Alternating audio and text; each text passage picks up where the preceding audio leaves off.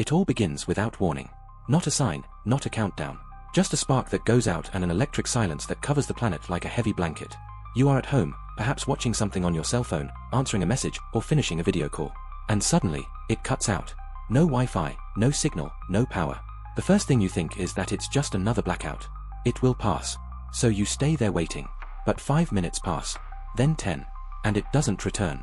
You pick up your phone and see that the battery still has a charge, but something isn't right. There is no network. Not a single bar of signal. You try to turn on the television. Nothing. Sparks fly. The microwave, the refrigerator, even your digital clock, all dead. As if someone had unplugged the entire world in a single jerk. You open the window. Outside there is no noise. No engines. No horns. Not a single plane in the sky. Just the sound of the wind, just as it was hundreds of years ago. The silence is so thick it's frightening. In the distance, you hear a neighbor shout, "Is anyone else out of power?" And that's when you know. It's not just you. No one has power. No one has anything. And although you don't know it yet, the electricity is not coming back. Ever. The city is frozen. Not in temperature, but in time. The traffic lights are off, the trains stopped in the middle of their journey, the planes, if they managed to land, did so without electronic guidance. In hospitals, emergency generators barely hum weakly. Operating rooms are in darkness. Someone, somewhere in the world, is losing their life while doctors struggle against the dark and the clock. The streets are full of people who begin to walk aimlessly, with cell phones that will soon be just useless pieces of glass. You look at your hands, and suddenly your whole world, built on screens, cables, connections, no longer exists. You can't call anyone. You can't search for answers. You can't even distract yourself to avoid thinking about it. What used to keep you busy now only makes you feel naked. Naked in an era you thought was impossible to lose. A few more minutes pass. You look at your phone again. Nothing has changed. It occurs to you to go up to the roof, as if having a wider view would give you an answer. But all you see are other dark houses. There are no signs of modern life. It is as if the world had decided to return to the Middle Ages, in the blink of an eye. The noise of silence. An hour passes. Only 60 minutes since the world turned off, but time feels broken. Everything moves slower. The seconds feel heavy. There is a type of anxiety you didn't know, one that doesn't make a sound, but is felt. As if the air itself were waiting. People begin to go out into the street, as if the answer were out there. But no one has it. There is no news. There is no government. There is no official voice. Only confused looks, useless cell phones, and questions that no one can answer. The city, normally noisy, becomes a strange stage. Without engines, without speakers, without alarms or music, something we had forgotten is heard for the first time, human silence. Footsteps, whispers, keys moving, doors opening. The world breathes, but in a tense way. The silence, now, has its own volume. It becomes a strange hum that follows you everywhere, and within that silence, fear is born. Rumors begin. One says it's an attack. Another that it was a failed experiment. There are those who swear they saw an explosion in the sky, others blame the sun, hackers, even divine punishment. But they are all loose words, without a source, without verification. For the first time, we realize how much we depend on a screen to know if something is real. And without screens, any story can become truth. Any theory is possible. Some try to turn on old radios, looking for some emergency station. Nothing. Total silence. Not a single live frequency. As if the entire earth had lost its voice. You go to the kitchen. You look at the food. And you think, how long will this last? How long can it last without becoming something irreversible? Because an hour without electricity might seem like little. But it is the beginning of something that no one knows how to stop. The collapse of the rhythm. 24 hours have passed. An entire day without electricity. What began as a strange blackout is now a total breakdown. The world, as you knew it, has stopped functioning. And now the real adjustment begins. Not just technically, but humanly. Because the first thing that disappears is not the light, it is the routine. You wake up without an alarm. You don't know what time it is. Your body is guided by the light coming through the window. There is no longer hot coffee, no quick showers, no background music. The refrigerator is dead, and the food is starting to smell different. If you don't consume it soon, it will spoil.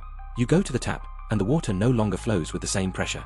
Some neighborhoods are already dry. In others, the liquid smells strange. Infrastructure depends on electricity, and without it, everything begins to break. The city, normally alive, now seems on pause. The streets are full of disoriented people. There is no public transportation. There are no banks, no gasoline, no ATMs. People begin to walk, to ask, to search. And at every store or corner, the same thing, questions without answers. What happened? When is it coming back? Is this temporary? But no one knows. No one can answer because no one has the information.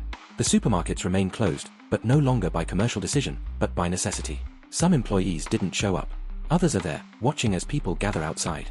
And in the distance, someone breaks down a door. It's just one person, but it was enough for others to imitate them. They take food, then water, then whatever they can carry. The police do not arrive. Not a single siren. No one is going to intervene. The disorder begins. Not on a large scale yet, but it is felt. It is smelled.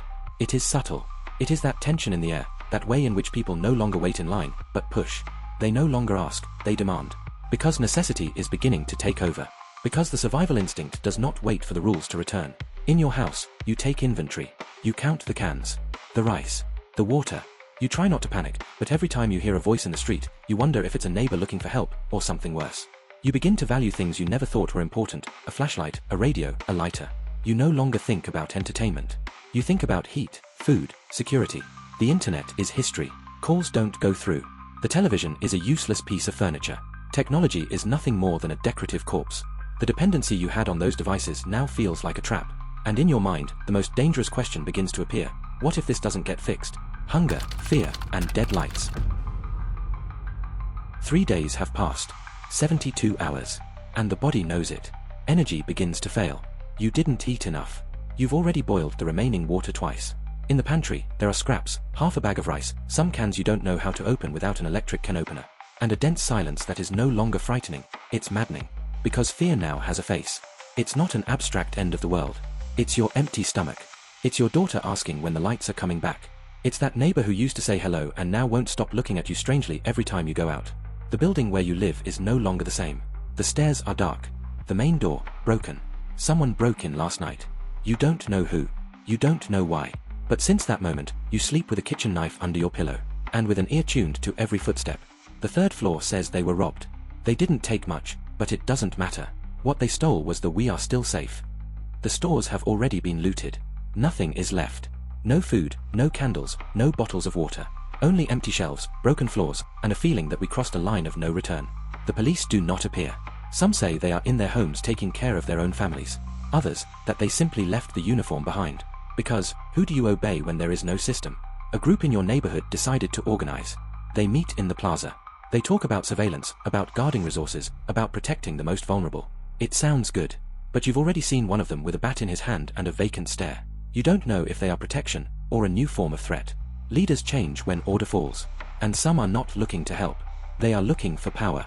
That night, you hear a scream in the street. It's a woman. No one goes out. Not a single door opens. They only watch from the windows. Because going out is to expose oneself. And everyone is guarding the little they have left. Solidarity begins to die. Not out of malice, but out of fear. Because sharing means having less. And having less is moving closer to the abyss.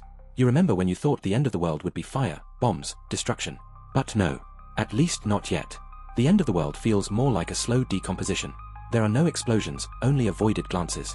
There are no invaders, only hunger. And that feeling that everyone is starting to become different. Colder, more distrustful. The birth of new laws. 1 week. 7 days without electricity. Without news. Without signals. Time is no longer measured with clocks, it is felt in the body. In the hunger that strikes earlier and earlier. In the thirst that forces you to ration every last drop. In the dark circles under the eyes of those who do not sleep for fear of what is outside. But also in the new rules that are beginning to emerge.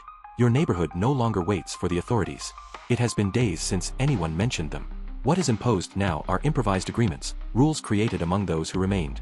Each group has its leader, and each leader has their way of controlling. On your street, they decided to meet in the afternoons, count the available resources, and organize night watch rounds. Not for justice, but for protection. The curious thing is that not everyone follows the same norms. 3 streets from here, another group imposed curfews. They punish whoever steals. They punish whoever does not cooperate. They have set up barricades and use weapons. They say they do it to maintain order. But there are those who already call them the militia. No one knows where they got their authority. They just took it. Because in the power vacuum, the one who acts first becomes the law. In nearby towns, there are similar stories. In some, the community united and created barter systems, rice for medicine, water for clothes, firewood for help. In others, the division was immediate. Factions were formed, armed families that control roads, deciding who can pass and who cannot. Your level of education no longer matters, nor does your previous job. What counts now is what you have, and what you can offer. In your own home, there are also new rules. No one opens the door without asking. A candle is kept lit at night, only one, so as not to waste matches. The bathroom is only used when absolutely necessary. And decisions, even the smallest ones, are consulted. Because everything has consequences. Everything is valuable. One of your neighbors went to look for help 4 days ago. He promised to return. He has not returned yet. No one asks much about him. It is easier to assume he is fine than to face what probably happened. A teenager in the building started teaching how to make fire without a lighter. Another, who used to spend all day on video games, has now built a small system to collect rainwater. You look at him, and you think, he is already changing. He is not the same as before. Like a lo fuese. Like you. Because now you understand something you had only read about in books. When the old laws fail, others are born. Not always just. Not always human. But necessary. It is the way civilization tries not to collapse entirely. It is an instinct as old as we are. A mother arrived today with her 2 children. She comes from another neighborhood. She asked to stay. She has food. She was accepted. But she also had to accept the conditions. No one stays without contributing. Here, now, every resource is community. Everybody counts. And every suspicious look can ignite an argument. There is no electricity. There is no news. But there are new structures. New hierarchies. And also new injustices. Because even in chaos, power finds a way to install itself. Only 7 days have passed. The year without electricity. 1 year. 365 days without electricity. Without a network. Without screens. Without systems. It wasn't the end of the world, but it was the end of that world. The one you knew. The one you took for granted.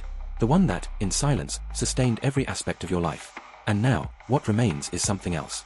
Something new. Something harsher. More primitive. But also, more human. No one expects the electricity to return anymore. The idea disappeared, like a fad that died. The cities that didn't collapse entirely transformed into giant villages. Streets turned into gardens. Parking lots full of chickens, campfires, and bartering. Schools are now meeting centers. Libraries make sense again. Not as a place for study, but as places where there is knowledge that doesn't depend on batteries. The adaptation was brutal. Many didn't make it. The numbers are unknown. There is no data. Only absence. Families that are no longer there. Neighbors who disappeared. Silences that aren't explained. There were no open wars, but there were constant conflicts. For water. For food. For space. For control. Some groups isolated themselves, built walls, closed themselves off to the world. Others formed unexpected alliances. Mixed communities, blending religions, cultures, and skills. In the chaos, a new tribe flourished, that of the absolute present. You changed too. You no longer think in days of the week. You think in seasons. In suns. In rains. Your skin is more weathered. Your hands, dirtier. Your priorities, unrecognizable.